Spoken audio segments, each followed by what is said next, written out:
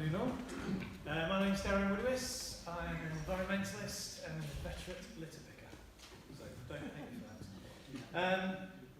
And like Celia, this morning I didn't do parkrun for one of the first times because I'm doing a half marathon tomorrow. But there you go, so save my legs. So the Green Party, we stand in these elections under our current electoral system, not with any hope of actually being elected in most places, but to make sure that the climate and our planet gets a voice.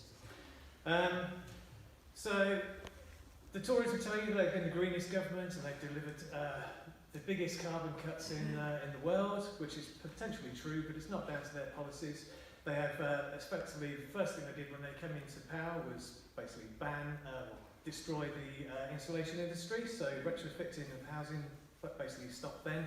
They banned onshore wind, they scrapped the warm home rules where we go for carbon zero buildings. Just a whole litany of things. And at a point where we need to be cutting our emissions, we still have growing emissions. And so we are here to basically ask you to remember the planet when you're voting. So Labour have now stolen one of the Green Party's main focus things, which is the Green New Deal. Obviously, it's not as holistic as the Green Party's one. But I think we'll all agree that radical change is needed at pretty much every level of government. Local government, national governments, the way we have monetary policy, and things like that. So as we're talking about this, we're stuck in this Brexit rut. Iceland has now commemorated the loss of its first glacier. Switzerland have commemorated the loss of their first glacier.